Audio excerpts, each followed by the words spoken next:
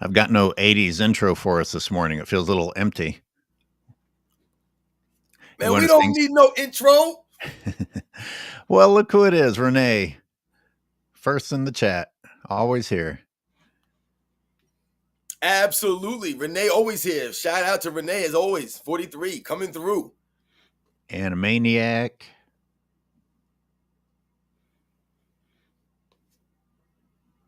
Yeah, you know, the usual suspects coming through. I see the people coming in right now. McZuggins, Real Siberius, our devoted. Well, I don't want to put words in their mouths, but you're here a lot and we appreciate it. Yeah, Grandpa MC, what up? Renee 43, like you said, Michael Gill, Valentine. Yeah, you like the Dr. J poster. What up? Shout to my man Valentine coming through with the Dr. J poster. I just picked that Dr. J poster up and I moved it right there so that I could keep it out there when we do these lives and I do some of these videos, man. So shout to you. Yo, shout to my man Jordan versus Braun for coming through. Yo, Reg Dog TV was good. Yeah, you know we about to get into it. Y'all know the deal, man. Once again, it's me and my man AOH, the czar of the video footage. And you guys know it's a Wednesday rant. That's what we always hit you with, guys, on Wednesday. And we're coming through at the usual time, man, the usual suspects. And you guys know the deal, man. Let's roll. Robin, what's burning on your mind? I've got a long list, and I'll tell you, I've mentioned it before. I got to tell you, I feel a little bit self-conscious that we're just participating in exactly what they want us to do. You know, no press is bad press, apparently. They keep LeBron James's name in the news, but some of the things that we're talking about, I'm just like, I stop and I'm like, what in the hell am I doing, man? But at the same time, they get away with lying constantly. So you feel, I don't know, man, are we playing into their hands, or how do you feel about this never ending drama in the posts about absolutely nothing that ESPN talks about? Well, once again, yo, shout out to everybody in the chat that's coming through. Mike Lowry, shout out to Mark Marine. Thank you very much. Once again, Infamous Styles for coming through. And what you were saying, man, and you know, I think right now, like the big thing right now, the hot topic right now is Luca Doncic and the you know, the pictures and you know the video of Luca Doncic and you know what he's been looking like over the last several months, the last several weeks, in particular. And I think that's what's really going on right now in the NBA. And, you know, much respect to Luca Doncic for doing whatever he's doing or making a change or whatever he's done. Like I said, man, shout out to him. But, you know, it's really sad that this is how we're viewing a professional basketball player that's getting paid all this money, that's one of the best players in the league, and was getting cracked on for being out of shape, for not really taking it that serious as far as, like I said, being in shape and keeping himself, you know, in a certain level of fitness, you know, for your career. I mean, that's supposed to be your job, essentially. That's why I talk about with some of these guys like Zion Williamson. Some of these guys don't keep themselves in shape. They don't think about what they're eating and what they're doing necessarily. They think about basketball, oh, I'm in the off season, but you're really never off when you're a professional basketball player. So shout out to Luka Doncic, but it's really sad that it really took all that heckling, it took all that heat, you know, from the media, from all these other people, you know, whether it was right or not, for him to make this change. Is there any way, I'm sure you've played against people that were big. Is there any chance that Luca won't be better after dropping the weight? Like some guys know how to use their weight to their advantage. Right. Any chance at all, or is he just going to be faster and athletic? We're going to see a dunking Luca now. Well, listen, I mean, I think this is a great conversation that we can go in different avenues with. And I think that's why I wanted to bring it up, you know, to start off the Wednesday live edition, because this is what I talk about a lot on my channel, that you talk about a lot of things, you know, talk about overall fitness and keeping yourself in a certain level of fitness, moving your body, doing certain things. So I go back to whatever Luca Doncic is now doing, that he lost the weight, because I often say on my channel, losing weight is easy. Anyone can lose weight. But it's often the lifestyle changes. It's the lifestyle that you must change that's going to keep you consistent with keeping the weight off. Because for a lot of people, they can lose 5, 10, 15, 20 pounds, but then all of a sudden they'll gain that weight back. It's the lifestyle that we must change. But when we think about someone like Luka Doncic, he's a professional athlete. But when you think about what he did to lose the weight, what kind of exercises was he doing? Did he really change up his eating habits? Is he really changing those kinds of things? Is he changing the lifestyle that he was living that obviously wasn't suiting him? So if he's in fact training the right way, doing these kinds of things, I've seen some of these guys train, man. These are professional athletes being trained by professional trainers. These are supposed to be the best of the best of the best trainers. And I laugh at some of this stuff. And I'm not a professional trainer, guys. I've never claimed to be in any of the videos that I've done on my channel. And I've never once said that I'm a doctor or any of this stuff.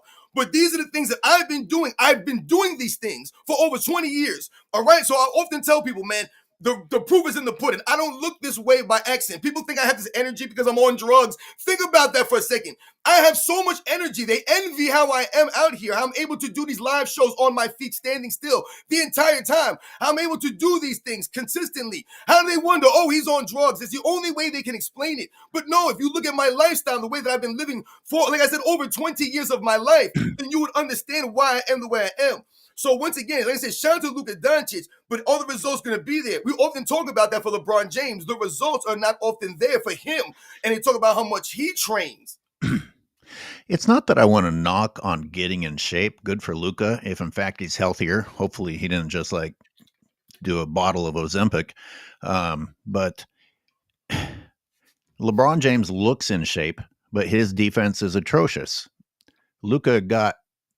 People took the visual of Luca not looking like LeBron and bought into him playing bad defense. And I'm not saying Luca plays good defense. I did a very detailed breakdown of the playoffs this year. And Luca's not a quick person. But the thing is, he was trying. He was trying. I'm not saying he was succeeding, but he was trying. Is getting in shape going to make him quicker? Can you actually become a better defender just by being in better shape? Obviously, to an extent.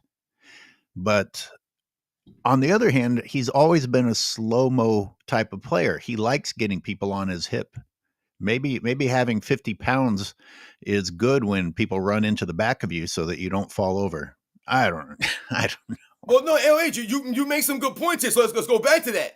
You know, you talked about, is this going to make Luca Doncic a better defensive player? Is this going to make him, more athletic, so to speak? Well, let's once again understand, Luca Doncic is a great athlete. He's an NBA basketball player.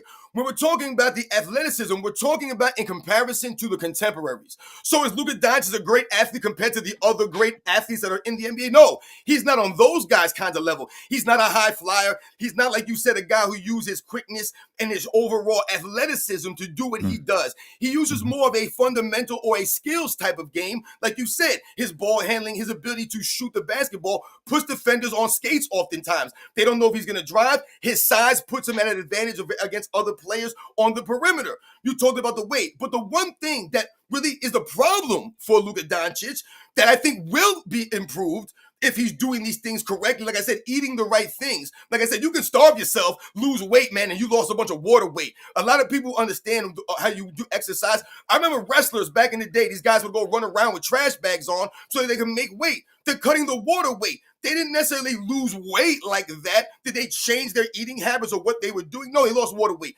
But going back to Luca Doncic, the one thing it will help is his conditioning overall, because he's known for faltering late in the season. He's known for faltering late in the playoffs, faltering late in these games. So this kinds of stuff, the eating of the right things, being more active, doing the right activities, like I said, taking care of your body and being more physically active and being more conscious about what you're doing, it'll definitely help him in that area. Yeah, I mean, it can't hurt you. I guess what bothers me the most is that all the flaws that you described about Luca apply to LeBron James, but because he has gym muscles, people just say, "Oh well, it's fine that he's the one who's not getting back." I mean, Luca ran up and down the court more often than LeBron did. Luca chased 3-point shots when there was no hope of blocking them more than LeBron did. Luca was ball handling more than LeBron. Luca was picking up Julius Randle more often than LeBron. They had to take LeBron off of Julius Randle because he can't fucking play defense. But he's getting a visual pass, apparently, because he didn't look like Luca. And I'm not defending Luca. I have to say that. Let me ask you this about NFL linemen that absolutely have bellies. Are they in shape? Absolutely. Interesting. I I mean, mean, I listen. don't disagree with you. Well, listen, we're not. What are we talking about in shape here? We're talking about athlete. I'm talking about, are they athletic? Are they an athlete? Absolutely. Because these same 300-pound men, they can run down and chase down some of these running backs, some of these linemen that are out here in the NFL that have some of these stomachs on them. Some of these guys can move their bodies. Like I said, There we they're go. athletic. So they're still athletes. Are they necessarily in shape? Are they physically fit? No, they're not actually physically fit, because a lot of those guys would probably be in a lot of trouble if they had to run up a bunch of flights of stairs or, do any kind of physical conditioning for an X amount of time. NFL players are built differently. They're built for, once again, quick bursts of energy, right? That's what the NFL is. It's a quick burst, man. That's what it is. So it's a different kind of conditioning. And let's read our super chat from the real Siberius. Thank you, sir. I hate that the same people that knock Luca's weight and lack of defense praise LeBron for his body and never mention his lack of defense. Hypocrisy. I mean, that's what I'm saying. Don't be fooled. Don't be fooled, people. Right. I mean, listen, we see the thing we talked about with LeBron James. Like I said, I don't want to make this about LeBron James when we're talking about Luca Doncic and what he's doing as far as losing weight and, like I said, getting himself into better physical condition. Like I said, even if he lost 10 or 15 pounds, whatever it was, it's not necessarily about losing the weight. What that weight signifies is the wear and tear on your joints. All these things. So Luca Doncic has had some injury issues over the last season or so, right? He was banged up last year. So if you're losing some of this excess weight that we all obviously Luca Doncic was carrying, this is only going to improve those kinds of wear and tear of things or problems that you can have later on in your career. So this is a win-win situation for Luca Doncic. This is not going to hurt his game in any way. This is only going to help him. Like I said, but LeBron James, the problem for him is that he's promoted for those things. That's the difference. When they laugh at Anthony Davis, for example, and they'll be like, oh, Anthony Davis missed all these games on the Lakers. Anthony Davis was never a workout guy. He was never a guy that was promoted as being in shape or taking care of himself like crazy or not being injury prone. He was injury prone before he got to the Lakers. LeBron James is being promoted as a guy that puts money into his body, time, does all this stuff. Remember, he told us he leaves the court early to do these things. But at the same time, he's always missing games. So it doesn't add up. Shout out to Uncle There's like 50 games separate someone who's called an Iron Man and someone who's called street clothes. Right. Thank you, Timothy, for upgrading on our memberships. Appreciate that. And Uncut Hoops actually just said what I wanted to talk about next. Even before it happened, these guys were telling you that if Luca gets in shape, it's going to be because of LeBron James. I mean, LeBron's going to get, according to the Nick Wrights and the Broussards out there, it's always going to be LeBron James. Luca himself did not say that LeBron James was inspiring. But, that's not going to matter to LeBron fans. They're going to tune in to whichever news channel they want to hear. And yeah, I don't know. It's just so frustrating. If you don't want to believe, you don't want to believe. Like, that video I just put out with the corn montage. You got Braun fans on there saying LeBron is still a top 5 player in the league. I'm like, where are you? If you don't want to believe, you don't want to believe. If you want to credit LeBron for Luca getting out of shape, you're going to, even though LeBron apparently didn't even encourage Luca, like didn't even say he gave a shit. He didn't even talk to Luca about staying on the Lakers. He hasn't reached out to any of the new teammates. And by the way, I asked a question whether or not Maxey was going to get traded after calling LeBron out for his defense. He is on the trade block. Apparently, they're trying to put together a package to get Robert Williams from the Celtics. Interesting. The Lakers continue to get all these pieces while the world says that nothing's being done for LeBron. Didn't they try to get Robert Williams like last year or the year before or something like that? He didn't pass the physical or something? No, that was I'm talking That's the guy on Charlotte. Is he also named Robert Williams? Oh, Maybe I'm yeah, fucking maybe he is. the nickname Time Lord for the Celtics. That dude.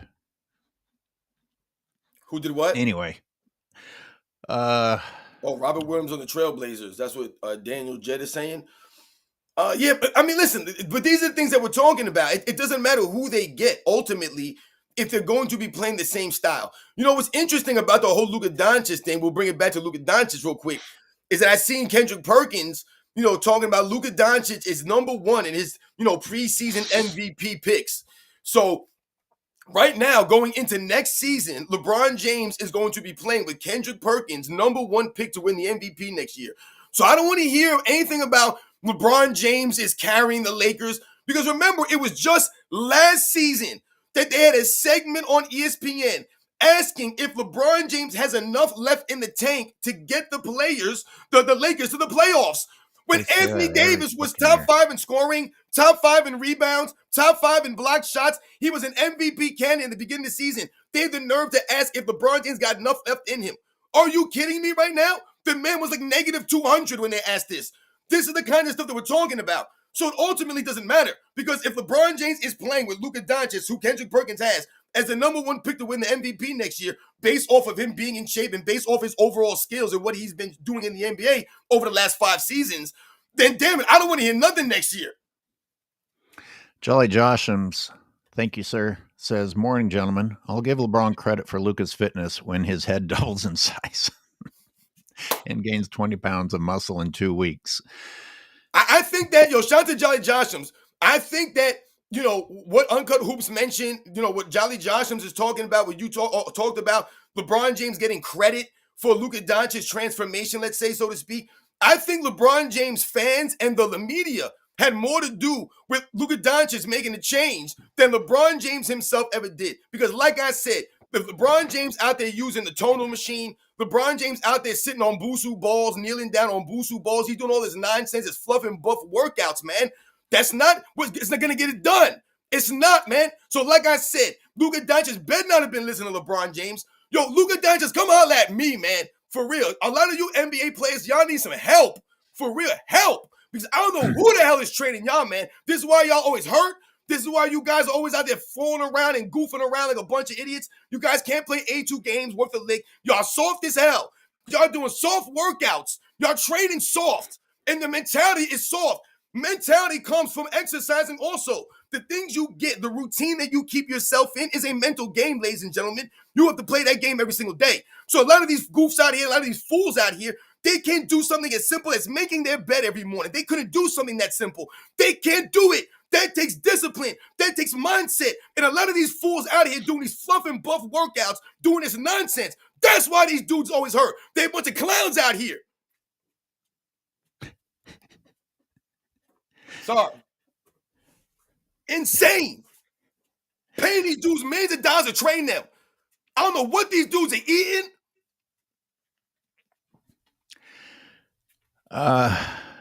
So it was Mark Williams and Robert Williams, two names that were similar, and yeah, I guess Mark is already over on Blazers. The longevity thing, the way that LeBron fans backtrack is interesting to me, because most of the arguments for LeBron James are now based in longevity. Now, if longevity gets traced back to steroids, you would think that that would destroy that. But we all know that they're just going to find another way to justify the steroids. I mean, do you think any of these people that are currently supporting LeBron James while denying that he's using steroids are going to abandon LeBron James when it's proven that he has been taking steroids? I mean, if they're this dedicated with this much bullshit in a 22-year career, I don't think that there will be any change. It'll just be a new way to explain away this form of cheating. I mean, they explained away the flopping. Oh, well, he has to flop. Oh, well, he has to do steroids. Man, You know what, wait, you know what's funny, man? And I know I'm going off on tangents, y'all. And I know sometimes I might say things that maybe people don't agree with, or maybe you don't agree with the way I say it. But damn it, I'm keeping it real, man. And I'm telling you guys the facts here. I'm giving you guys the facts. When we talk about LeBron James and his entourage, I talk about things like integrity and honor, all these kinds of simple words, man. They're simple concepts, but yet they're hard for a lot of people to grasp. When you talk about what your people are doing around you, what they aren't doing, whatever the case may be, man, and you want to stand on that side, you want to do that, those are the kinds of things you want to stand behind, then that's on you. That's on you, man. It don't matter. So for a lot of these people out here, if they want to go down with the ship, so to speak, they want to be those people. They've already been doing it for years. Then they got to continue to do that. I don't want to hear none of these people, man. Next year, the year after that, LeBron James retires, and all of a sudden everybody wants to come out and say something, man. Don't nobody want to hear this nonsense, man. Where was y'all at before?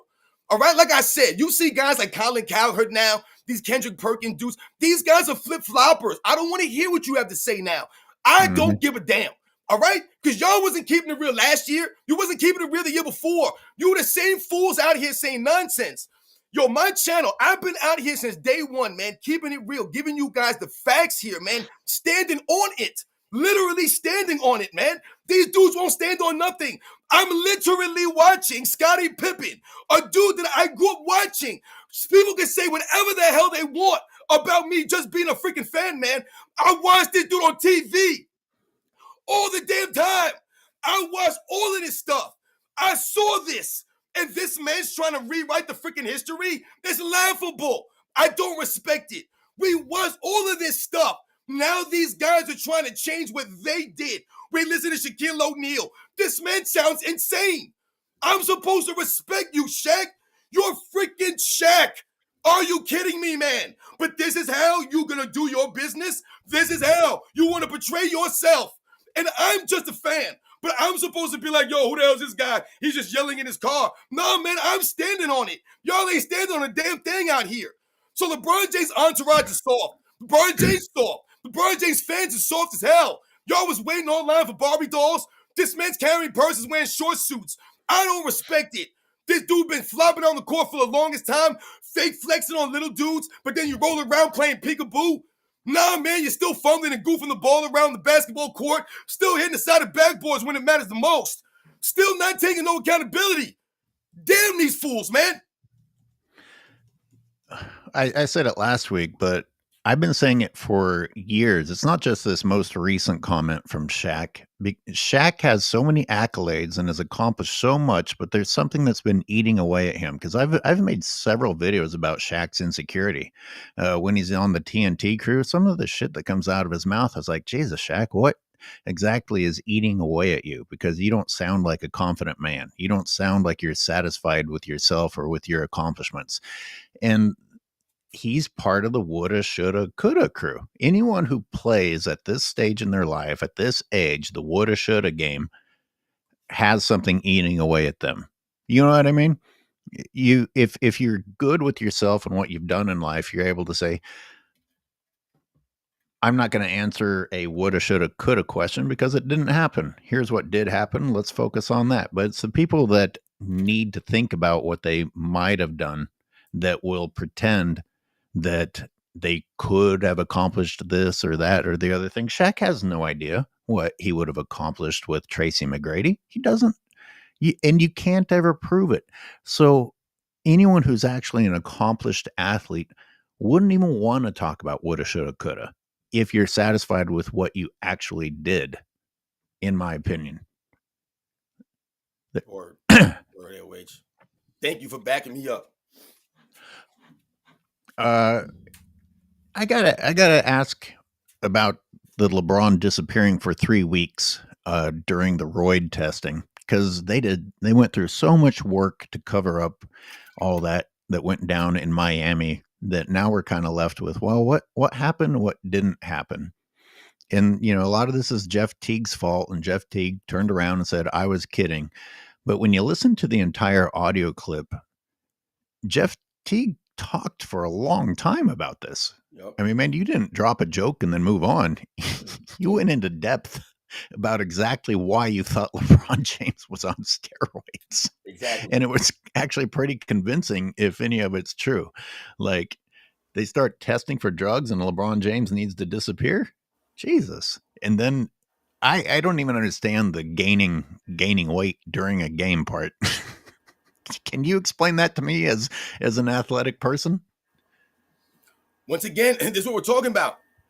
Talking about the dehydration of some of these guys when you're taking some of these supplements, when you're doing some of these things, right? You guys you start hydrating, you start putting on some weight. These are the things I'm talking about. That's what I'm saying. Gaining weight, not gaining weight. A lot of this stuff is irrelevant. What kind of weight are you losing? What kind of weight are you gaining? Because, like I said, anyone can lose weight. You can lose weight in four myriad different ways. All right, you go to the bathroom and lose weight. Damn it! I mean, come on, guys. Let's be real here. But when we talk about LeBron James and how he looked, there's a difference here. You ever see someone and you're like, oh, they lost some weight, but they don't look right? Some don't look right. They don't look good, though. There's some, it's just off, man. Like, you know when someone don't look right. LeBron James didn't look right, y'all. He didn't look right. I said this on the Man Down Live joint, and I said this about Jeff Teague's comments. What he did when he talked, like you said, LH, he gave specific details about LeBron James and what he did or didn't do, the weight he gained and how to step away. Like, he was going into too much detail. He didn't make vague comments. That's why I said these guys are comedians. This stuff is laughable, man. Like, you don't even know what to believe with these clowns. These guys say all kinds of crazy stuff, and then Jeff Teague tried to play it off as if, oh, we're the fools for listening to him. This is what I'm talking about. You're an ex-NBA basketball player. I said the same thing before. That gives you a certain level of cachet. Automatically, you're Jeff Teague, man. Now, all of a sudden, no matter what you say, no matter where you are, you have a certain level of cachet. You go somewhere right now. You come on my YouTube channel and you say something. People are gonna be like, "Oh, you heard what this guy said," because you played in the NBA, man. All right, that's your level of cachet, whether you're an idiot or not. And we see a lot of these guys; they're idiots, man. I want to read Eyal Sabag's super chat. We talked about it, SNFR. Why didn't they drug test LeBron in the Olympics? I almost forgot about that. Man, so much bullshit happens that it's easy to forget it. Like, they tested like 3 guys from the Olympics and not the guy that everyone was like, hey, something's going on with that one, but don't test him. And he was a fake gold medal MVP. Right. They tested all the gold medalists, but they did not test LeBron. I don't want to go down a hole on that, but yeah, thank you. I mean, it's another detail in a very, very long list of bullshit surrounding LeBron James. I wanted to say something else about Shaq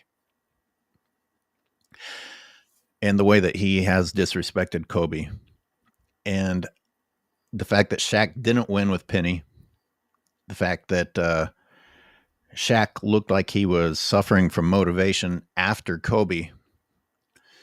And you almost have to wonder if Shaq would have failed even worse if he hadn't had someone as competitive with Kobe. I read an excerpt from Phil Jackson's book, The Three-Ring Circus, that Kobe actually came after Shaq. Like, and that's a crazy person to come after Shaq, because Shaq is a scary human being. But Kobe's competitiveness had to have rubbed off on Shaq, had to have pushed him a little bit. But here's the thing. They hated each other when they split up. Why wasn't Shaq motivated through hate alone to get in better shape and get more rings? He got one more in Miami, and then he was still a physically dominant person. But I think we all can agree that Shaq could have done better if he had been in better shape. How does your desire to get more rings than Kobe not motivate you to get back into some of the best shape you've ever been in your life? Shaq just isn't there mentally. He isn't disciplined in that way mentally. Apparently, it doesn't mean enough to him. And therefore, I go back to wondering, if you want to play the woulda, shoulda, coulda game, Shaq, we have to wonder if you would have as many rings as you do have if you hadn't had a competitor like Kobe on your team. Yeah, AOH, man, you're making a lot of great points right now, with Shaquille O'Neal. And this is what I was, alluding to, some of the things you just mentioned.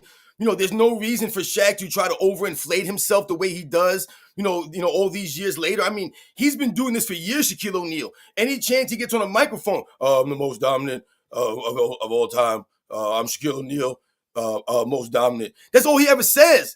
And like Hmm. I said, you're not the most dominant of all time. Like I said, you were scared of Michael Jordan, Shaquille O'Neal. You ran out of the Eastern Conference when Michael Jordan came back and swept y'all out of there, man. You ran. You left Penny Hardaway high and dry.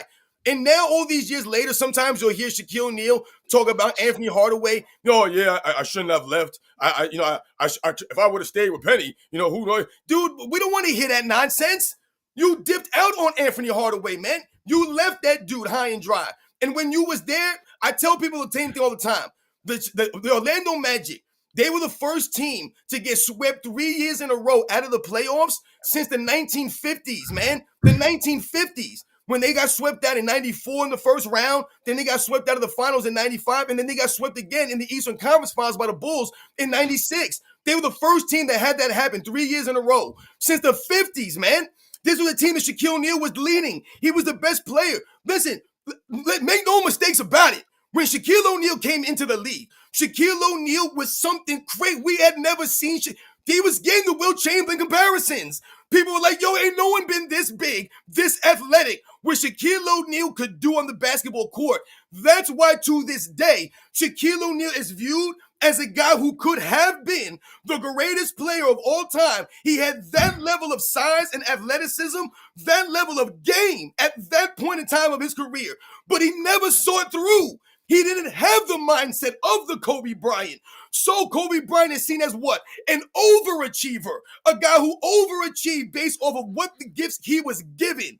Shaq was an underachiever based off of the gifts he was given. So when you talk about those dynamics clashing, there's no way that it was going to work. Shaq wasn't trying to maximize himself. He's out there making movies and doing his rap songs and all this nonsense that Shaq was doing. And we love Shaq for that. But he wasn't Kobe Bryant. He didn't have the mindset of a Michael Jordan, a Magic Johnson, a Larry Bird. You think about Larry Bird? Larry Bird squeezed every little bit out of his weak.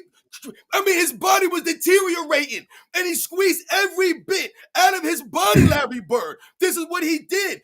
Kobe Bryant, the man, ran himself literally into the ground. Shaq is not known for running himself in the ground. Shaq left at least 10 solid years on his career where he could have still been dominating people, man. And Shaq never saw it through, man. That's the bottom line for Shaq. And he don't want to come to that realization. Shaq, you better bring your big ass over here and come over here on this damn live. Because, dude, you ain't bringing for all them years. You didn't bring it. You wasn't in shape. I think you nailed it. I think you summarized what I was trying to I'm say. going crazy. He was an underachiever. And I think that that's what eats away at him. I said, when you listen to Shaq talk, you feel like something's eating away at him. And as much as he achieved, he underachieved. And I think he knows it deep down. And now you have to talk your way through regret. It's not going to change anything. That's why I keep telling you, man. Shaq keep talking about I'm dominant. You ain't Will Chamberlain, man. They said you ain't dominant like Will Chamberlain, man. Where are your rebounding titles? Shaq, how you never led the league in rebounds? Shaq never led the league in rebounds? Not once. Charles Barkley did that, but Shaquille O'Neal never led the league in rebounds. That's insane when you think about that, man. That's ridiculous. Shaq never led the league in shot blocks at that size. Come I on, gotta tell Shaq. you, I gotta tell you, I just assumed that he did at some point. He never did, huh? Never once, man. He wasn't Hakeem Olajuwon. He wasn't doing anything. That's why Shaq wasn't doing anything in the 90s when he came in. Even though he was that great. Shaq, when he came in the league, was still great. But he wasn't great like them dudes at the time. Those guys, David Robinson and Patrick Ewings, like I said, the Hakeem Olajuwons, the Robert Parishes, all these guys, Brad Daugherty, like I said, the Rick Smiths, all these guys that was in the league, man, he had to get behind the line. Lazy McGrady and Shaquille O'Neal win 0 rings together, says Cameron Peterson. Thank you for the super. I'll also read The Real Siberius. Actually, go ahead. You read it. Can you see me here? Yeah, shout out to The Real Siberius.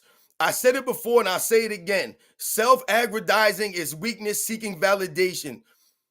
He has to talk himself up because he doesn't feel justified. Absolutely. Shout out to the real Siberius. You know, this is what we're talking about. LeBron is always calling himself the greatest of all time. You talked about, I don't want to hear it from these people who changed their tune, and I agree with you completely. Like I thought about doing a video on how I don't even have to click on the Colin Cowherd videos that say that Colin Cowherd is supposedly calling LeBron out now. I don't want to hear it because apparently, I guess being an opportunist or whatever. Well, it was only a couple of months ago that Colin Cowherd called LeBron a genius for hopping from team to team. And I called it an opportunist then, and now Colin Cowherd is calling it being an opportunist. Stephen A. Smith, every now and then, he has a good take, but you can't count on him to be consistent. You can pretty much count on Nick Wright to always be consistently dreadful. but so I don't know. I don't think I want to give him credit for that, but you can't. I don't know who you can really look to for consistency. Can you think of anyone that you can look to for consistency? I mean, the guys that we've usually talked about are like the Rob Parkers. These are the guys that usually get brought up. You know, we've talked about what's his name, Rick Bucher. We've mentioned his name before. You know, some of these are the guys. You know, we just mentioned not too long ago the guy Carton. Carton. I can't remember his full name, but the guy Carton from that show, The Breakfast Ball or whatever it's called. Shout out to those guys. And you know, we mentioned some of those guys before. But like you said, these are some of the lesser guys, right? These are some of the guys that are not as known as the mainstream media. The big name guys that we often talk about, like I said, someone like Stephen A. Smith, you know, has a lot of culpability in this. You know, we talked about someone like Skip Bayless before and how Skip Bayless has kind of gotten old and senile in his ways, and he's kind of lost in his swagger. He's lost in his fervor. He's kind of lost it. He just, you know, he's like Austin Powers, right? When he got his mojo, he's like, I lost my mojo, baby, right? Like, that's the Skip Bayless, man. They kind of took his heart, man. So when we talk about the people out there in the mainstream media, you mentioned it. Who is there? It's the Nick Wrights. It's the Shannon Sharps. It's the Stephen A. Smiths. You know, it's these guys. I remember, you know, Max Kellerman was a guy that someone would sometimes push back on some of the Stephen A. Smith stuff and some of the other narratives that they would bring some of these guys on to pump. But even Max Kellerman would subscribe to a lot of the Kobe Bryant versus LeBron James stuff, where he would often say that LeBron James been past Kobe Bryant and he's not in the discussion. So even with someone like Max Kellerman, you know, to me, he was never known for his basketball acumen. I tell you guys all the time, a lot of these guys that are talking about sports, I'm not saying they don't know sports, but Max Kellerman is a boxing aficionado. That's where his expertise is. I remember seeing Max Kellerman when I was watching like Boxing After Dark back in the day in like the 90s. Max Kellerman was like a 20-year-old dude, man, doing these things with Larry Merchant, right? And some of these guys that we remember. But when I'm talking about what you're doing, these guys, I don't believe necessarily watched a lot of this stuff growing up. I just don't believe they did. And I'm telling you right now, a lot of these guys did not play sports growing up. I'm not saying basketball. A lot of these people did not play sports. I'm telling you right now. I'm telling you they didn't. You could tell by the way they speak about this stuff. They just don't know. They don't have a clue. So like I said, they're not doing the research. They're not doing their homework. And on top of that, they did not grow up watching this stuff. So they don't really have a perspective that they're hitting you with. They're giving you some nonsensical, generic BS, man. That's why a lot of these guys who's the goofy sound guy? the same.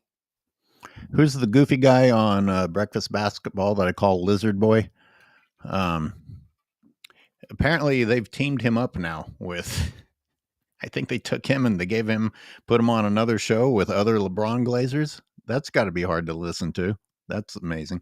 Hey, King Speech told me that I forgot his super chat, and indeed, I put it on the screen and forgot to read it. He says it's going to be hard for Luca to win MVP when Los Angeles misses the playoffs.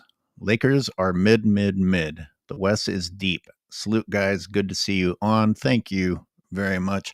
It's kind of you talking about missing the playoffs is making me think about the Cavaliers missing the playoffs when LeBron joined and Carmelo getting the Knicks into the playoffs and Carmelo having a better season and LeBron just getting Rookie of the Year.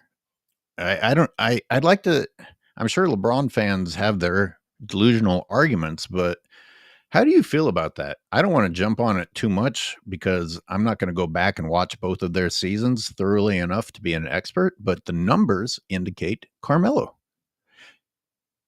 I mean, Yeah, I mean, listen, is right. there anybody want to chime in on this and say what the best argument for LeBron getting rookie of the year was, other than that they had already decided he was going to get it? I mean, listen, I think that's, when we talk about some of these awards, that's why oftentimes, when people talk about, what's your criteria, for this or that, it doesn't really add up to me because criteria is not necessarily important or necessarily important, in an order, depending on who you're debating, the players you're debating against.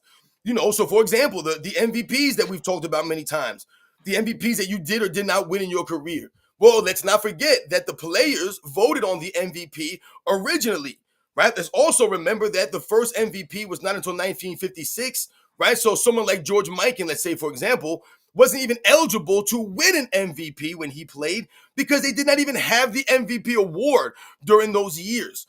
So if we think about some of these examples, and like I said, them changing from the players voting on the MVP award to it being a media type of deal, right? We have to take some of these things into account, into consideration. For me, if the players are voting you for MVP, that significantly, to me, enhances your MVPs and means, more to have your peers voting for you for the MVP, right? We can't argue with the players voting whoever they feel is the MVP of the league. If we want to talk about the media members having a bias or they don't like this guy or that guy, that's when the storylines come in. That's when your team comes into play and the MVPs and all these conversations, man. So the MVPs matter, absolutely. But it's different, right? For different guys in different eras. So when you're talking about, what LeBron James does on a team when he comes in the league as a rookie, and we talk about Carmelo Anthony and we talk about the team he was on, we can easily talk about the players that each player played with, who had help. That's what people are going to talk about. Oh, LeBron James had no help compared to Carmelo Anthony. But let's take it a step further and let's say that Carmelo Anthony had a better overall team around him as a rookie. Well, it just so happened that Carmelo Anthony came in the Western Conference and LeBron James came in the Eastern Conference. And when LeBron James came in the Eastern Conference, he actually caught the Eastern Conference on a downswing. When the Eastern Conference was beginning to downtick as far as the competition versus the West, that was becoming a clear problem. The West was having such a lopsided, amount of quality teams versus the East. Remember, this started to go into the realm when people were talking about getting rid of the 8-8 in each conference. And they were saying, why can't we do the best 16 teams overall? Because the East was sending teams to the playoffs and the Western Conference teams were missing the playoffs and they were substantially better record wise. So if we take all those things into consideration, Carmelo Anthony came in a much tougher conference, right? We would say that. So the numbers obviously point to Carmelo Anthony. The impact obviously goes to Carmelo Anthony to a degree because his team, like you said, was able to do certain things. LeBron James did not make an all-star game. He did not lead his team to the playoffs, right? So we have to take all these things into consideration. So what are we left with? We're left with the hype. LeBron James had all the hype. Don't make me wrong. Carmelo Anthony had hype also. Let's not forget, Carmelo Anthony won the national championship at Syracuse when he was there. So he had plenty of hype coming into the NBA, but he didn't have the LeBron James hype train. The MVP not really mattering anymore because of the way that it's voted on makes me sad, because we can't compare MVPs. And if we were to say, oh, well, Jordan deserved his MVPs, now we have to get into a whole deep conversation about, oh, well, why do Jordans count and LeBron's don't count? And this is why changing criteria sucks. Now it's not even worth having a conversation about. It's just kind of the same as changing assists, changing traveling, changing rebounds. I mean, rebounds are rebounds, but like nobody goes for them anymore, so you can't really think about them in the same way. But good, serious RTP says all of us here can agree Labalco is manufactured by the NBA and Nike, and he has cheated the game for years. The PED cover up is painfully obvious. Deny, deny, deny, and it'll go away. We'll just move on to the next LeBron James ridiculous headline.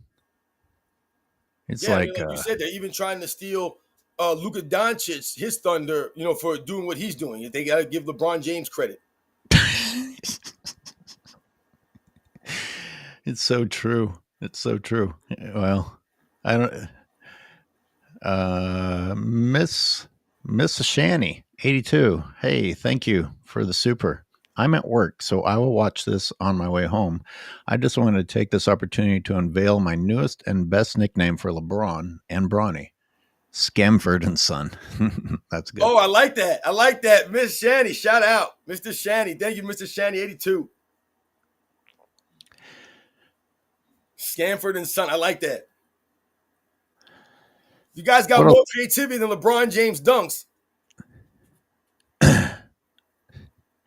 Somebody said MJ played in a shitty Eastern Conference.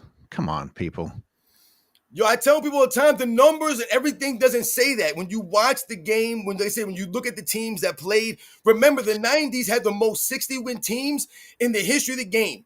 So from when they started making an 82-game schedule, 1968, from that moment on, that's the most 60-win teams in any given era, guys, was the 1990s. When you talk about the Eastern Conference versus the Western Conference, it was balanced. I told you guys, I did that video. The numbers from 1990 to 1998. Right? The Eastern Conference won 3 more games than the Western Conference, guys. That's how balanced it was. It's insane, guys. The 90s, like I said, was a competitive era. The 86 Celtics were shitty. The Pistons were shitty. You know how good those Cleveland Cavaliers were? I started doing videos about the Cleveland Cavaliers at that time. Like Michael Jordan is the reason that you don't know those people better because they didn't end up winning. For real. Exactly. That's the whole thing about it. You know, Michael Jordan, like I said, he made it look simple for all these people out here now that are trying to come back all these years later that were never there. Now they're trying to make it seem like the only reason why it looks simple, the reason why it was he had 3 peats is because he played against nobody. That's why I said a lot of this stuff is laughable. People trying to rewrite the history that I remember growing up. Now, none of these guys were great. None of them were. It's like I said, it's insane to me. Listen, and you know, I'm looking at the early years, but if we look at the later years with the Tim Hardaway, Alonzo Mourning Heat, I've said this before. That matchup didn't even make it into the Last Dance documentary, and those guys are beyond anything that LeBron James has faced, and they didn't even make it into Michael Jordan's documentary. Absolutely. Hey, wait, I mean, I tell people all the time, I just mentioned the 60-win teams. Who do you think was playing those 60-win teams? Michael Jordan and the Chicago Bulls. They were playing the 60-win New York Knicks in 1993, the number 1 defensive team. They played the 60-win Phoenix Suns, right, in 1993, right? The Orlando Magic in 1996 had 60 wins. They swept those guys, right? They swept the Sonics that had 60 wins in 1996. The Utah Jazz, both times they beat them, had 60-plus wins. All of these teams, the Miami Heat that you just mentioned, they won 60 games, man. All of these teams were in the 90s. All right. You mentioned some of those other teams. Those were the 80s teams. These are teams that Michael Jordan came in as a young player, having to go against the young Dominique Wilkins Atlanta Hawks. They were really good, man. People never talk about Dominique Wilkins and the Atlanta Hawks in the early to mid 80s, man. They were a sensational team. Michael Jordan came in playing against them. Once again, when Michael Jordan came in, the Philadelphia 76ers had Dr. J. Moses Malone and Charles Barkley on that team, guys, when Michael Jordan first got to the league. But they never talk about that team. You mentioned the Celtics. We all know about them. You mentioned some of these other teams, man, the Detroit Pistons. These are all teams that Michael Jordan was playing against. I haven't even mentioned a team like the Milwaukee Bucks. I haven't even mentioned the Cleveland Cavaliers. These are all Eastern Conference teams that I'm talking about. I'm not even mentioning Western Conference teams. This is the Eastern Conference in the 80s. And a lot of those teams, like I mentioned, like I said, were all transferring over into the 90s, man. Imagine suffering through the bad boy Pistons only to have them reborn in the New York Knicks. I mean, the New York Knicks were pretty scary. How about Reggie Miller's Pacers? Absolutely. Hey, I was about to say Reggie Miller's Pacers. I mean, that was a fucking team. Shout to Nemo, LA. Carrie Patterson says, in men's health, Luca said he pulled inspiration from MJ and Kobe to get in shape and touched on Kobe's impact to want to carry the torch in LA on the Today Show. Yeah, we talked about that earlier on this show, how, LeBron's cronies preemptively gave LeBron credit if Luca were to ever get into shape. And I'm sure they're giving him credit for it now, but that's not the reality. I mean, how do you give LeBron credit when LeBron isn't even like reaching out to Luca or saying, hey, good to have you here. I think you should sign the extension. Let's dedicate to this together. No, that's not what happened. He did get him to come on his podcast, which I think is kind of gross that Luca went on there. But Yeah, what no, shout what out to Corey even mean Patterson, bad? Carrie Patterson. No, you're right, AOH. I mean, let's not forget that Luca Doncic is part of Team Jordan. So, the connections with Michael Jordan is there. They just had some big function, I think, in Greece a couple of weeks ago or something like that. It was some kind of anniversary or some kind of celebration. Luca Doncic was there. Everybody was there. So, yeah, absolutely. We talking about the inspiration from someone like Michael Jordan, the Kobe Bryants. It's the mindset, right? These guys are not going to allow themselves to rest on their laurels, so to speak. That's what was going on with Luka Doncic. It was almost as if he was resting on his laurels, right? He knew he was so great. I'm all NBA first team every year. These guys can't do nothing with me in the NBA. Remember, he laughed about the NBA. He in fact said that the NBA was easier than the EuroLeague. That's what I was talking about with a lot of these Euro players. They were showing no respect to the NBA. They were saying it was easier than the EuroLeague. So Luka Doncic was coming across as a guy that was kind of resting on his laurels. And Kobe Bryant, Michael Jordan, they were never seen as guys like that. Are you in the mood to take calls today? Yeah, Or absolutely. What you want to do, AOH? what, you got anything else you need to cook about? No, I Let mean, me we tell talked about a lot of stuff. Let me tell people that I'm rolling out that multi-part LeBron plays the 5 series to the public, and I thought that it was going to jump. I thought it was going to alert people and jump to the top of the list. I put part 1 public today, and it's not showing anyone. Like the views didn't go up at all. Fucking son of a bitch. So anyway, I just wanted to let people know that that's going public. So watch for it if you can in some way. I don't know. I see Haas asking for the call in link. Listen, Haas, I don't know why you won't email. How many times have I asked you to email me so I can set up something specific? But anyway, get ready to hop on today. But if you don't email me, I'm going to never let you on Absolutely. again.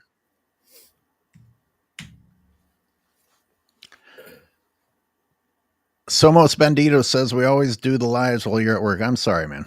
It can't be always because we change it up sometimes, but we do what we can when we can. We don't have the luxury of doing this as an actual job. We do this as a service to the game that we actually love. Lord. We're actually pretty upset about some of this stuff.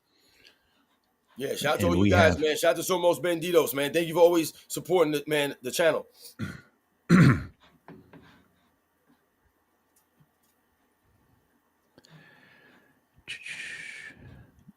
You bringing somebody in right now? somebody came in and then disappeared. Oh, Yeah, I mean, we didn't even mention. I know they didn't meet in the finals, but Jordan was in the East when Elijah Wan was in the East. Shoot the J is here. It's not Haas, but let's see what Shoot the J wants to talk about. yeah, let's do it. Hello, Shoot the J. What's going on? What do you want to talk about? Hey, can you guys hear me? Yep. Yeah. All right. So, uh, in these debates and these conversations, we spend a lot of time talking about stats and bringing up, facts associated with players and all that. There's the argument of the entire kind of simplify everything, and I think it go. I think a lot of our philosophies and everything that we talk about go deeper than the game of basketball.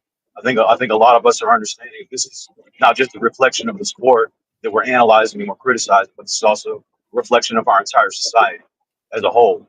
Our society is kind of shifting from this culture of embracing accountability and embracing facing adversity, and overall, we seem to be embracing this kind of like mindset of that we are perfect, initially, like we're born perfect. There's no striving for greatness. We're already born great. We're already automatically great, and it seems that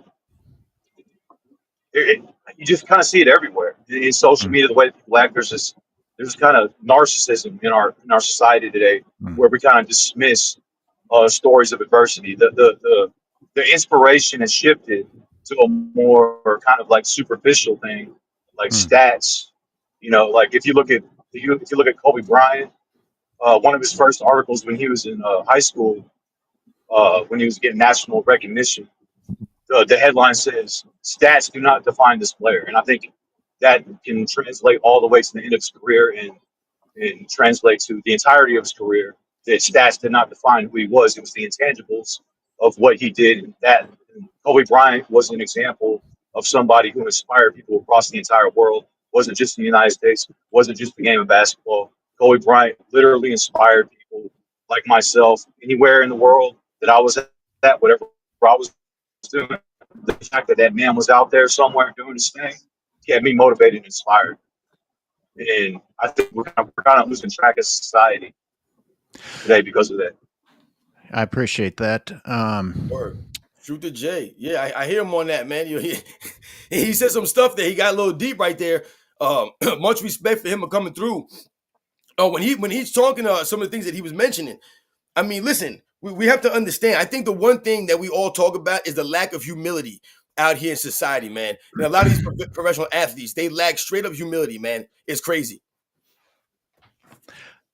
It's a dangerous conversation to go down. I've made many videos about how LeBron James and the current NBA reflects society, and you know what gets weird is how much you want to blame social media on, as Shoot to Jay pointed out, this narcissism Yeah. and just, hey, I'm perfect the way that I am, instead of ever having to change. And social media has allowed that, because when you can reach out to shitbags all across the world, you'll find a support group. Oh yeah, there's nothing wrong with you. And, just give your dramatic speech about, which is basically an excuse about why you don't need to improve, or why you're fine just the way you are.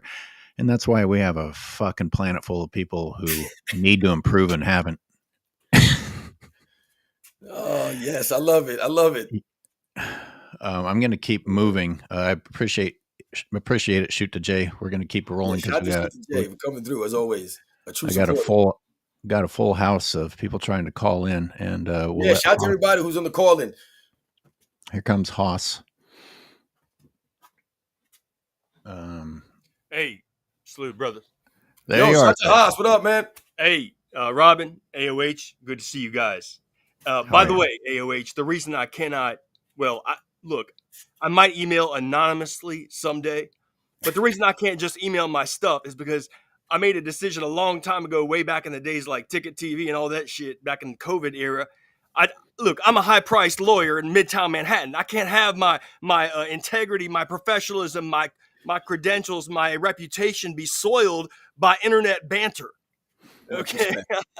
You telling me you can't create a fake email account? All right. I might do it. Like I said, I might email you anonymously, but I don't want to be a regular. That's my thing. I want to come on when I have a specific. I didn't. Hey, don't jump ahead.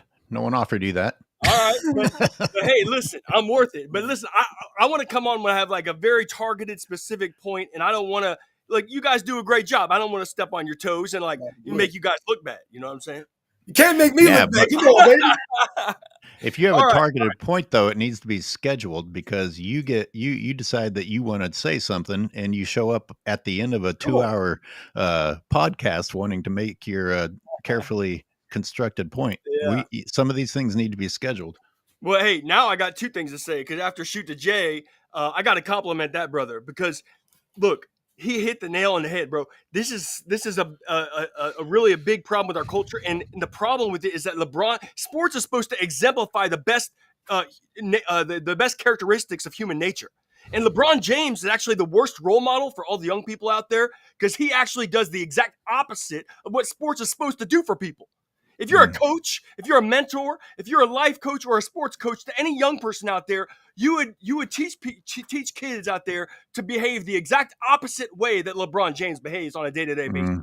Mm-hmm. And by the way, this is something, again, about Michael Jordan, because Michael Jordan, to me, is the closest embodiment to perfection in a human being. Like, The only man that's perfect ever in the history of the world is Jesus Christ. But aside from Jesus, Michael Jordan, Black Jesus, is the closest embodiment to perfection in a human being. Okay, that's a fact. And it's not just on the basketball court either. I'm talking about off the basketball court too. And this goes to Coach DeJay's point. Okay, because what in the very first press conference that Michael Jordan had after his first three-peat, what did he say when a reporter asked him, "So, does this put you ahead of all the other great legends?" He said, well, I three-peated, and that's something that Magic and Isaiah haven't done. But he said specifically, and you can look it up, it's a great press conference interview. He said, but I would not say I'm better than them. He specifically said that when the whole world understood that he was way better than them at that point in 1990, in 1993. Okay, everybody understood he was already the GOAT. Forget the second three-peat. The first three-peat, he was already understood as being the GOAT. And by the way, it wasn't two three-peats. It was a straight six-peat, if we're honest. That shit was a six-peat. That was a six-peat. We got to get the narrative going. That was a six-peat, brothers. Well, you know what? If we he was so humble at that press conference that he knew he was the GOAT. Everyone around him knew he was the GOAT. And he said, I'm not going to say I'm better than Magic and Isaiah. He specifically downplayed himself so that other people could talk him up. That's the greatness of Michael Jordan on and off the court. He was class. He was professionalism. Let me respond in two ways here. So what you're saying, Michael Jordan being offered on a silver platter an opportunity to call himself the GOAT and not doing it is the exact opposite of what's happening inside of him and happening inside of Shaquille O'Neal when Shaquille O'Neal feels the need to say something stupid. Somewhere inside, Shaq is not satisfied with himself. Inside Michael Jordan knows that he's leaving it all on the court, win or lose, and he ends up winning. And he can feel better about himself. And the other things that you're talking about make me think about why the decision bothered many of us to our core. Because, today's kids will say, oh, super teams, there's a bunch of super teams. That's not a big deal. No, we watched someone who is being glorified do the exact opposite of what competitors are supposed to do. Facts. And then the sports world got behind it, because they had to. We're like, well, we invested in this guy. We've got to. ESPN fucking aired the decision.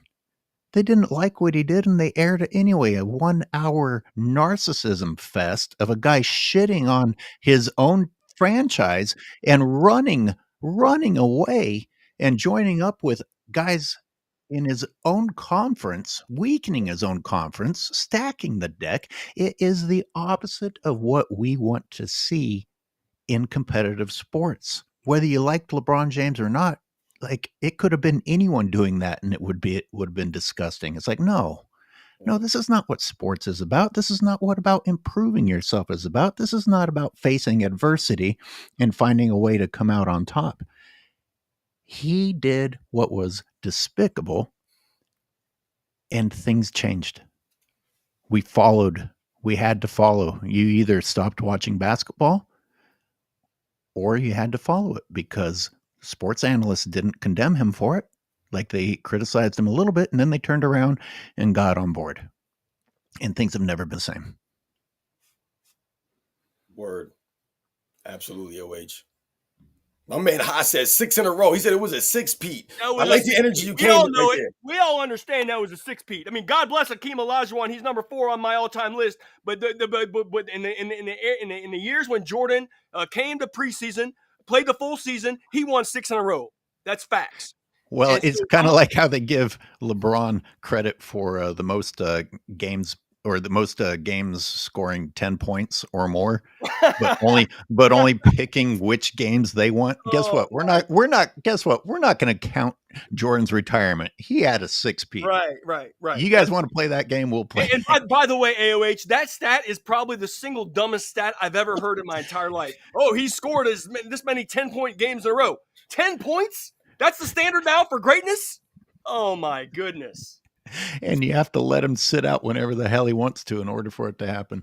Hey, I got one more point, but I'm going to let all the other callers go. And if you got time for me at the end, I just want to, I want to be deferential and then let the other callers go. Okay. All right. Shout out to Haas, man, for coming through. Oh, you're gonna come back later? No, I'll just stay in the background. I'll Okay. mute All mute right. myself. McZuggins is waiting. I'm gonna mute you, and then I'll remember to unmute you. McZuggins, what's on your mind? What's going on, guys? How are you? What's good? What's Doing good, well. man? I wanted to just quick thing to Haas's final point there. You kind of have to make it 10 points, don't you? If you've ever had games where you scored less than 10 in the finals, maybe but anyway, that's a separate topic. I'll leave that to you. Just tossing it out there. That happened. Let's not pretend More that it lowering didn't. of the standards. Yeah. But no, I wanted to hit you with something because you were talking about it earlier about these guys now, the guys that are left at ESPN in particular, now suddenly changing their tune, but like super safely. You know what I mean? Now they're trying to like criticize. Well, it's because of the structure. It's not him. It's not him, the guy, or him, the player. It's just it's just him, the structure, and maybe that wasn't so good, and trying to like weasel their way out of the takes they've had for the last 10 years. I wanted to give you just a little insight. That's the bigger, harder thing to find out about, to research about. But that's what I've been working on for a few weeks. But I wanted to give you a little insight into what that is and what we're about to see next, so that when you see all this like flip-flopping, so you can see what it is when you see it.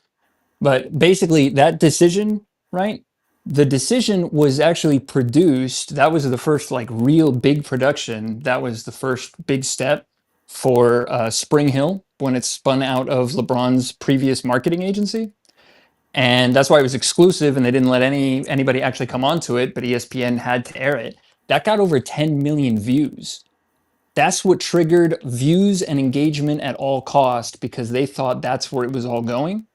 And their previous media rights deal was virtually exclusive, just sharing a little bit with TNT, but otherwise they had everything exclusive. So they started pumping into production all of the stuff that we've seen for the last 10 years, where they just echo whatever they're saying, because there was a guy, he made his way up to senior vice president, but there was a whole rivalry with him and Bill Simmons. Bill Simmons had like the journalism wing under like the digital media office at the time. Do you remember when they used to be called that? Digital media, digital marketing was the journalism. And then this guy, Connor Shell, had the long form content, like the ESPN's like long form documentaries. And so these guys were rivals. Bill Simmons, got in a bunch of controversy and stuff, and whatever you think about him, that's fine. But Shell makes his move at the decision. At ESPN, he makes the move to say all long-form content and all media should just be under me, and that's how we're going to grow and get all this engagement. He dips out in 2020, having done it pretty successfully.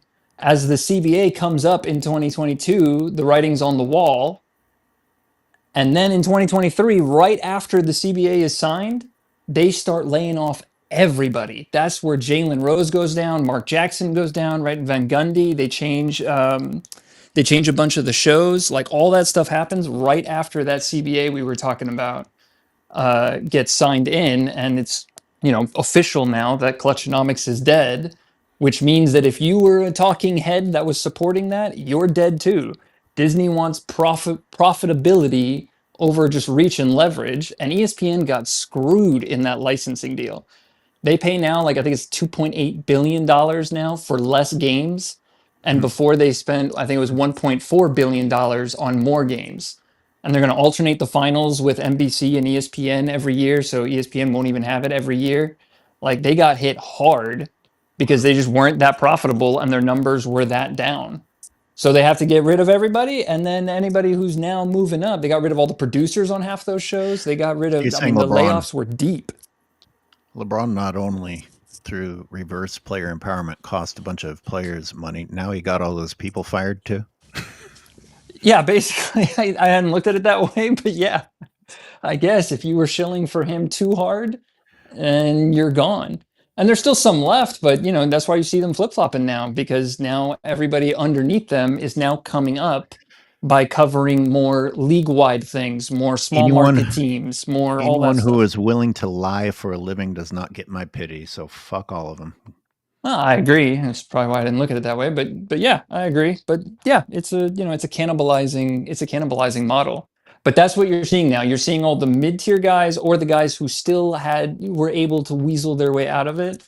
But that's what's coming over the next things. And I would expect that the younger ones coming up now, who are talking about everything else, and now they have to share the space with NBC's right producing its own shows. Michael Jordan is going to do his pre-recorded segments. Amazon is also in on this deal, so they're probably going to make their own inside NBA topics or long form stuff. So ESPN now actually has to compete with somebody beyond just Shaq and Chuck.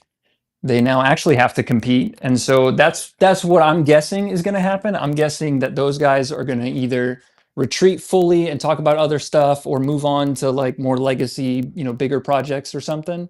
And all the new class, they're all going to be talking about the league overall and not talking about any of this stuff anymore. And so you're going to see people just shifting the wind.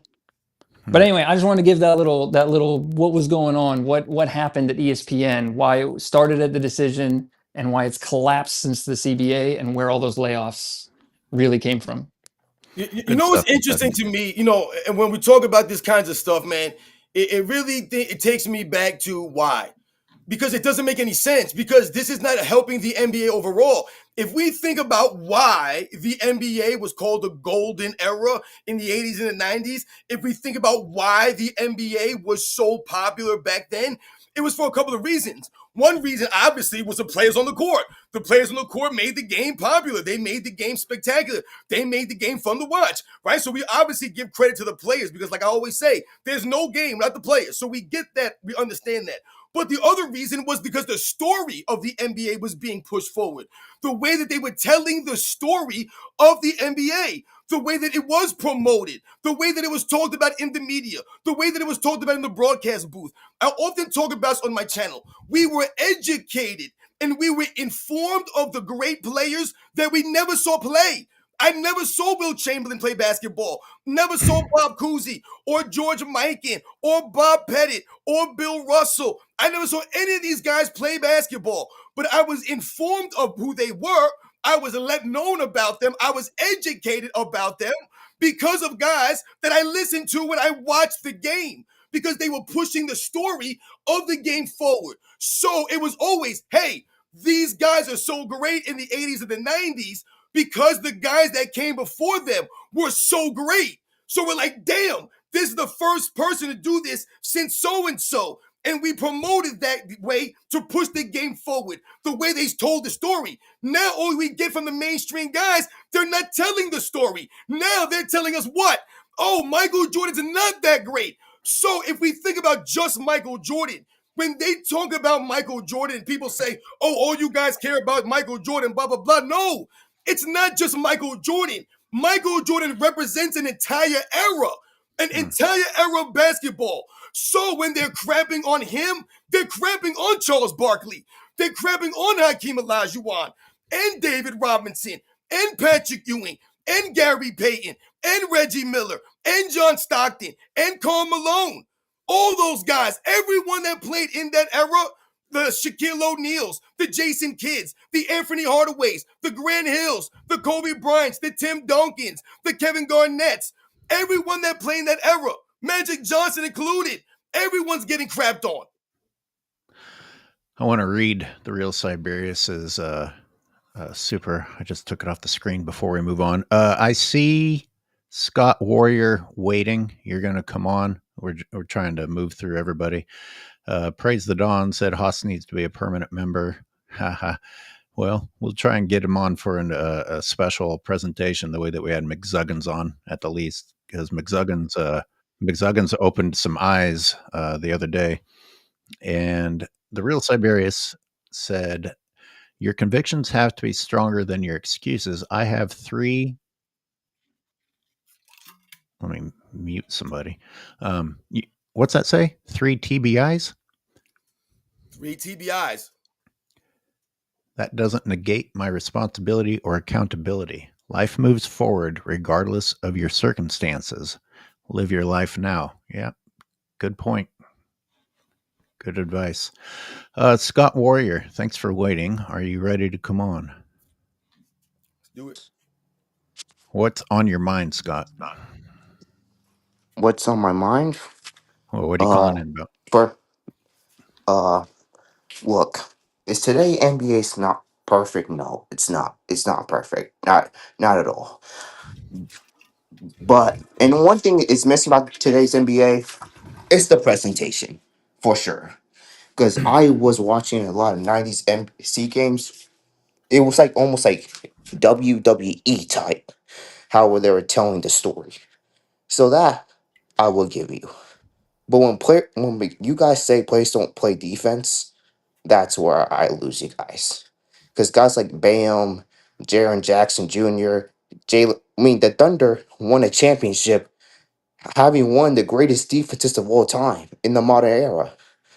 So I can't say today's players don't play defense. Well, yeah, some players do. Luca's a cone. Jokic is a cone on defense. I'm not denying that. But and Trey Young is also a cone on defense. But guys like J-Dub, Chet Holmgren, Jason Tatum, Giannis. Jason Tatum, you think of it, he respects the past era. And for the sports winners runs, he said they don't get Kobe gets respected. Well, not by the past players, but he gets respected by today's players. Tatum respects him. Uh, a lot of people respect Kobe, and for like Grant Hill, Jason Kidd, they don't get talked about, but I don't see them getting disrespected. So, what do you guys got to say on that? Listen, let's understand a couple of things. First off, I don't even know where you come with some of these comments, but you'd have to take them. You could have left them there, AOH.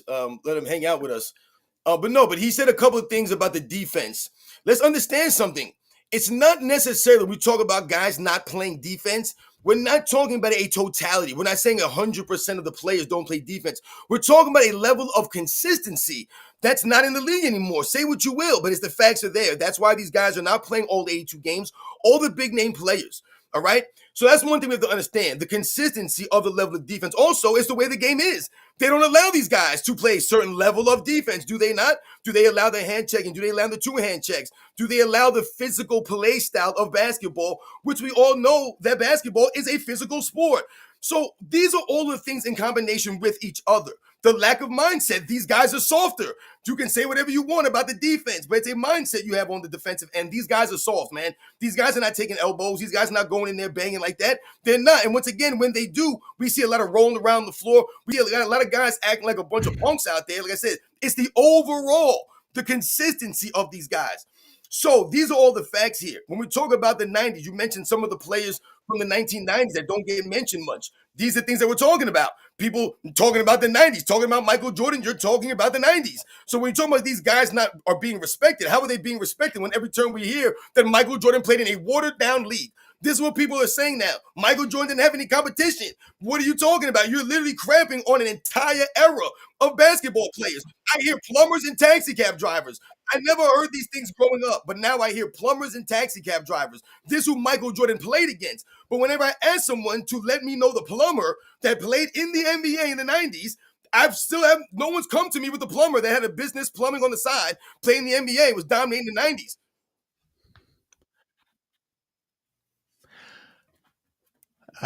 Can you put into words for me why I just got a bad feeling from the beginning with that call?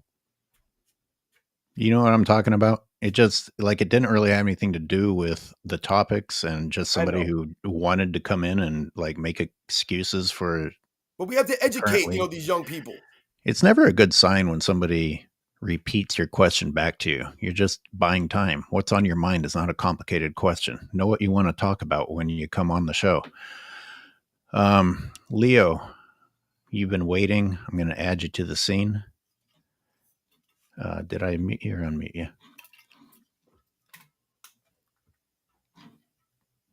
Leo, are you there?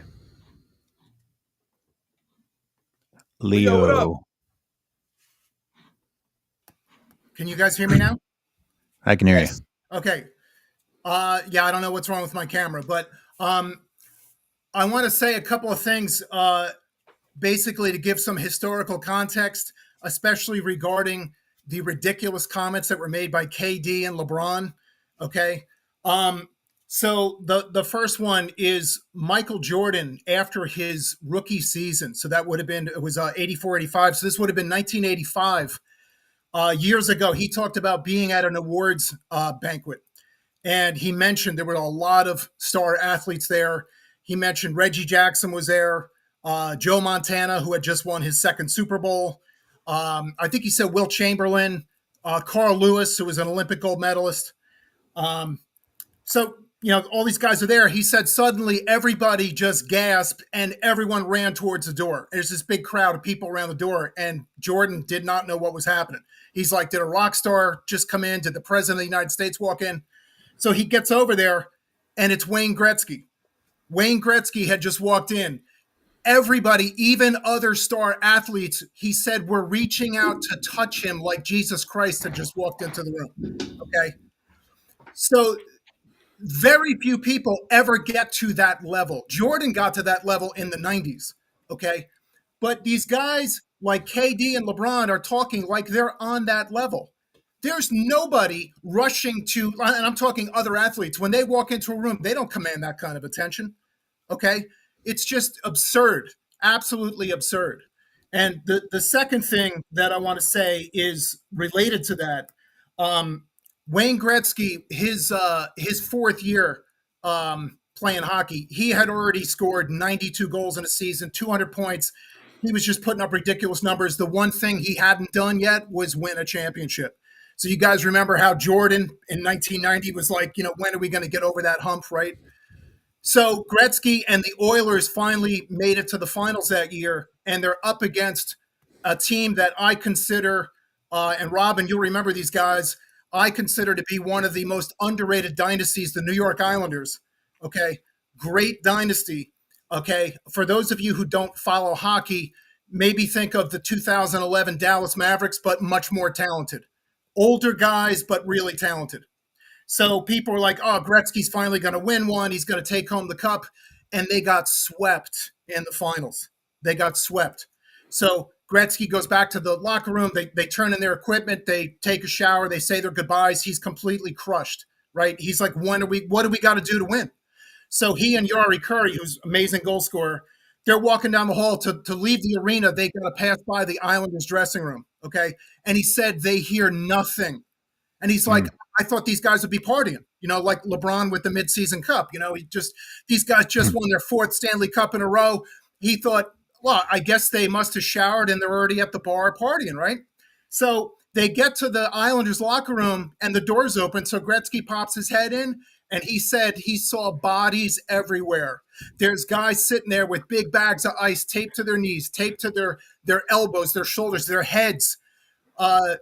Guys are on the floor getting their backs treated because he realized these guys killed themselves to win that championship.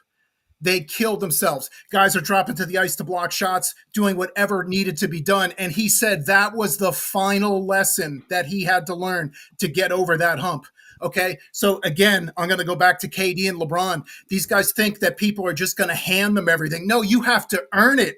You've got to earn it. You've got to sacrifice. You can tattoo chosen one on your back or on your face or whatever. That doesn't mean anything. You've got to go out there and you've got to earn it. So that's all I wanted to say. Thank you guys so much for having me on. You bet, man. Thanks for the little story. We appreciate it. Hold up, man. Yo, Yeah, my man Leo Zakari. Hold up. Hold the hell up, man. Wayne Gretzky, yo, you just burned it down right now with the Wayne Gretzky story. Just bring it up, Wayne Gretzky, when you're talking about him the way you're talking about him and what he meant to the game of hockey, what he meant to sports. Like I said, I grew up in the 80s and the 90s, and we all knew about Wayne Gretzky, whether you were a hockey person or not. I didn't play hockey growing up, but everyone knew about Wayne Gretzky, man. And the story that you talking about, when you talk about what he had to witness, what he understood, these are the things that we talked about. When Michael Jordan had to go through those battles through the Detroit Pistons, he needed that. That's what made them champions. You had to earn it. You had to go out there and earn it and go through those battles, man. And Wayne Gretzky had to look himself in the mirror and understand these things. And when you talk about the way that people talk about Wayne Gretzky, like I said, back in them days, man, like he said, it's like, I remember my mother talking about Michael Jordan and comparing his stardom in the 90s My mother talked about it to like the Beatles because she was a group in that time. And she said it was like the Beatles, man. And if anyone who grew up in that time, that was before me. But they said wherever these people went, it was ridiculous. Think about that. That's what my mother related it to. You know what you made me think about is leaving it all on the floor. And if you, let's say it's the other team and they left it all on the floor and they didn't win, that hurts. You did everything you could and you didn't win, that hurts. But as time goes on, what's going to eat away at you more if you didn't win and you know you didn't give your all? And that's where these, unfortunately, you combine that feeling, that darkness inside of you, it's eating away at you, with a society that is now glorifying people that want to come and tell their sob stories. Like they've given you not just a platform, but you can monetize your disappointment in yourself, but attach it to an excuse. I didn't really fail. Here's why I did. Instead of just admitting, you know what, I could have done a little bit more and gone further. Nope, it's somebody else's fault. King's Speech. Where'd you go? I was just about to let you in. I know you're been waiting. Anyway, try to call back in. I'm gonna let Haas have a final word on here. But you wanna respond to all that? I guess you did. Anything else you wanted to say? No, like I said, that was sensational. Like I said, just bringing up, like I said, Wayne Gretzky and bringing that story. You know, these are things I'm talking about. That's telling the story. You know, that's telling a story right there. These are the kinds of stories you would hear on a broadcast, right? They would talk about the great things that someone like Will Chamberlain did. They'd be like, oh man, I remember Will Chamberlain back in '67. You know, he came in, they would tell you a story, a historical gem. You know, Hubie Brown. I always bring up Hubie Brown. Those things matter, man. It helps push the game forward. It's time to wrap it up. Haas, bring the heat for us. Yeah. What's going on? Wrap us up with a strong one. Yeah. If I could just give one quick anecdote before I make my point. Sure. The other caller talking about the effort and the passion. Larry Bird had a quote, and this was before he was old, and obviously we all know that Larry Bird later in his career he had a bad back, and his back was so bad, and he wanted to play so badly that when they were on the plane, they had to lay him out on a stretcher because he couldn't actually sit in his regular airplane seat. They had to lay him out on a stretcher so his back would stretch out a little bit so he could actually play the next night. That's how badly Larry Bird wanted to play the next night, play every game of the year, play every opportunity he could, not sit out like these dudes do today without any injury at all. And Larry Bird gave an account, and you can look this up. I don't know if I'm getting the quote exactly right, but he said earlier in his career, when he was young or maybe even in his prime, some elder statesman or maybe general manager or a veteran in the game, maybe a player, came up to him and said, listen, Larry, if you're going to last in this game, you got to stop eating the wood or something to that effect. You got to stop, you got to basically stop diving on the floor, hitting your head on the floor, diving for basketballs and stuff. And Larry looked at him. He said, well, I can't agree to that. That's just not how I play basketball. I can't agree. I'm going to play with passion. I'm going to play with heart. I'm going to play the hardest I can play. Otherwise, I'm retiring. So that's the kind of attitude that the man was talking about with Wayne Gretzky and the Hockey Boys and all these eras before us. It is the laziest era. It is the laziest era. You guys are right. But getting the point I really wanted to make, thinking about Luca getting in shape and everything, I was just thinking about this. Let me ask you guys a question, okay? If you compare, like, let's say if you had to equalize or compare like the overall number one pick or the overall number two pick, let's just say the overall number one pick in the draft, okay? How many first round picks, average first round picks, let's say the average first round picks like the number 14 or 15 pick, okay?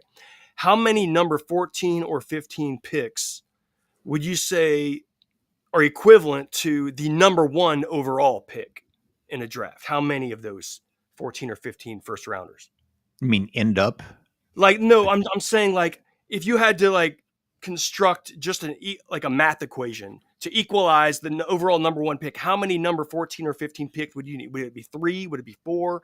Would it be 5? How many of those 14 or 15 spot picks would you have to have? You tell us. I So don't you're know. saying, hey, we've got 14 draft 14 spot draft picks, and our bench is full of 14 spot draft picks, and you have a number 1 and some non 14. Like obviously this isn't possible, but if you could trade a number 1 overall draft pick for a number of like number 15 picks, how many number 15 picks would it take to equalize that number 1 overall pick? Would it be 4, 5, 6? I don't know. What do you guys think? You just go ahead and drop the answer on us. Well, I don't know, but you could understand the concept is it would be a lot, right? It would be a lot. Yeah. Yeah, I mean, especially in the sport of basketball, where there's only 5 guys on the court, and unless you have Jerry Krause, who magically chose all the best lower draft picks ever, because right. it wasn't because very, of Michael very Jordan. rarely in the sport of basketball, the top 5 picks have always been the superstars in the league. Like the guy like Jokic, who's drafted in the second round. I think that's the only time that's ever happened in the history of the sport, where a second rounder is dominated like Jokic. But generally speaking, if you look at the history of the superstars, they're always top 5 picks, almost always at least, right? And so what I'm saying is that just the average sort of generic first round pick, like when you hear about a trade, they gave up 3 first round picks for this guy. Okay, what I'm saying to you is, if you look at what LeBron James has been gifted by Adam Silver, and how this relates to Luca is like this. Okay, with the problem with the Luca trade is that the Lakers didn't have enough assets inherently to get Luca. Okay, so LeBron calls up Adam Silver and he says, "Adam, can you help us, finalize this trade?" So Adam says, "Okay, yeah, I'll give Dallas a number 1 overall pick, and then that will facilitate the trade." By the way, we know this happened because it also happened with New Orleans Pelicans with Anthony Davis. Mm-hmm. Adam Silver also gave them an overall number 1 pick just so that LeBron could team up with Anthony Davis. Okay, so we understand what the play is. It's completely unfair. It's really just destroying the historical legacies of the sport, because you're basically putting a thumb on the scale for one guy when all the other superstars in the history of the game never had that thumb put on their scale. So they're at an inherently unequal advantage, where LeBron's rode this advantage all the way home. Okay, so the bottom line is the the Lakers did not have enough assets to acquire Luca. And it's as if the Lakers needed not just like another number 1, like another number 1 pick, but if it's going to be equivalent to the overall number 1 pick, it's got to be like 3 or 4 number 1 picks, or maybe 5, just like number 15 picks or whatever you want to call it, right? So I mean, it's the equivalent of like to get Luca, the Lakers had to give the Mavs like 4, 5 like number 1 picks in addition to what else they gave the Mavericks, so that the Mavericks could have an overall number 1 pick. If you understand my overall point here, okay. In other words, the overall number 1 pick is not just a number 1 pick; it's worth like 5 number 1. It's like 5 number 1 draft, like first round draft picks, right? For the overall number 1 pick is equivalent to like 5 just generic first round draft picks, right? And the Lakers didn't have 5 generic first round draft picks or an overall number 1 draft pick to give to the Mavs. So Adam Silver just invented it and then gave it to the Mavs. And that's exactly what happened when the Lakers got Anthony Davis, and then Adam Silver gave the Pelicans the overall number 1 draft pick. And this is really disgusting to me, because this has happened again and again over the course of LeBron James's career. LeBron James got 3 overall number 1 picks when he went back to the Cavs. That was premeditated. That was to facilitate LeBron's going back there.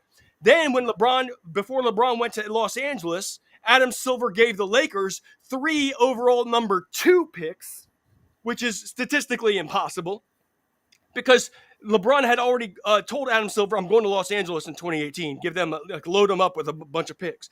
So LeBron has gotten 3 overall number 1 picks for the Cavs, 3 overall number 2 picks for the Lakers, an overall number 1 pick to give to New Orleans to get Anthony Davis, and an overall number 1 pick to give to the Mavs to get Luca.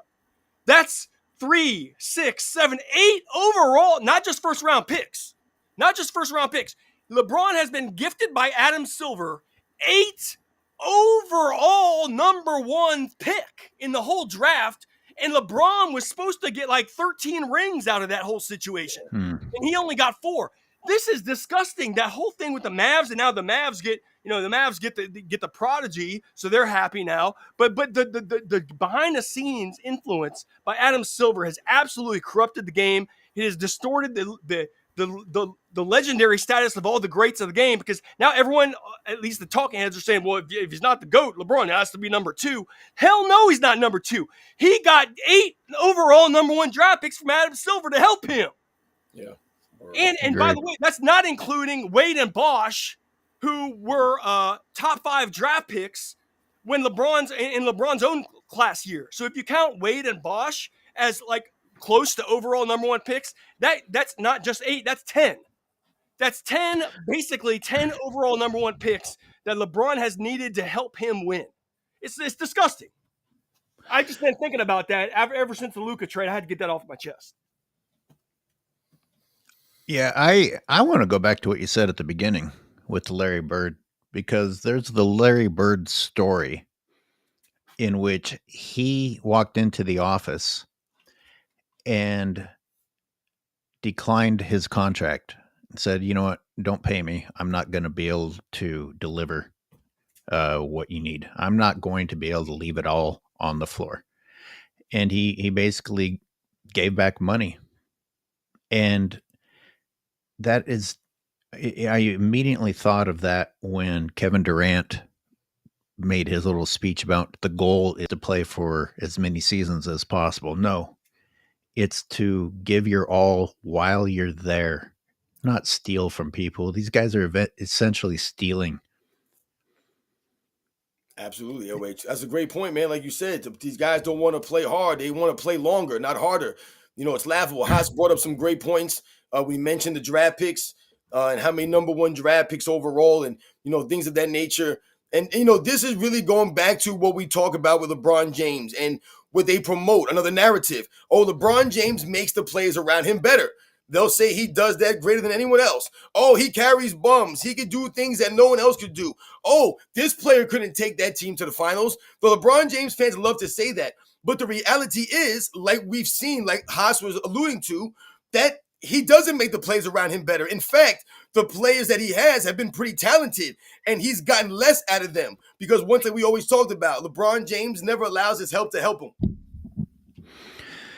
And yet, with the denialists, the LeBron fans, LeBron getting higher picks, doing less with them doesn't matter. Yep. Jordan had lower picks and did more with them. Well, you just magically happened to get.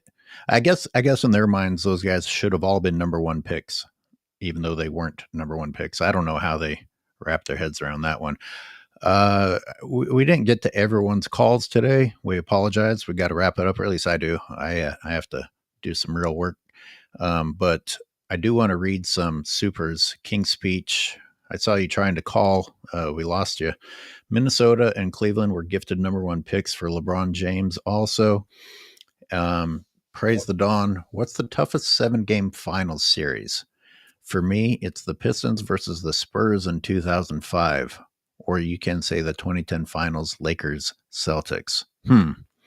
I probably wouldn't choose those, but I'd have to go back and rewatch them to speak on it. Yeah, that's something that LeBron fans won't bother to do. You know, understand that when you aren't qualified to speak on something, go qualify yourself first. Yeah, I mean, we could mention maybe the 1969 NBA Finals with the Lakers and the Celtics that went 7 games. Remember, Jerry West won the Finals MVP in that series. The Celtics were down 3-2 in that series. Bill Russell, I don't believe, missed a single minute in that finals. And remember, he was coaching while playing his final season, Bill Russell. So I would say that was one of the great 7-game series in NBA Finals history. Jerry West was averaging damn near 40 points in that series. But, you know, we could talk about the New York Knicks against the Hakeem Olajuwon Rockets in 1994. That was a great 7-game series. Once again, the Knicks were up 3-2 in that series. And we all remember John Starks in Game 7 and the Knicks blowing the lead and, you know, all these kinds of things. There have been a bunch of good Game 7s. I mean, the 7-game series that we just witnessed this year was pretty good. That's why we were upset that Halliburton went down with the injury, because that kind of took away from the moment that was happening. in the finals this year. So once again, man, shout out to that question. McZuggins with a super. Appreciate it, McZuggins. Go look at who made irrational moves and cleared cap space year before just randomly, right? Winning draft lottery. Highly suspect. Great live as always. Cheers. And we appreciate what you bring. Also, McZuggins. Yeah, I don't want to repeat conspiracy things, but Jesus, the draft is making it hard to not be suspicious, isn't it? Word. Some real interesting series of events line up around these things. That's true. True. That is true. Are you on the fence, or do you have a strong feeling one way or another about the rigging of the draft? Yeah, you know me. I don't really get into the conspiracy theories and the things like that, man. It's whatever, I guess, man. Yeah, I'll admit that. Like you said, it to me, like I said, sometimes you do raise your eyebrows. Sometimes though, it doesn't seem to add up. Right. Well, thank you, Sports and Fitness Rants, for being here. Thanks everybody who joined us on the Hump Day Rants. We will be back on Sunday for the Sunday panel with our special guests, and we look forward to seeing you then. Everybody have a great week. Sports and Fitness Rants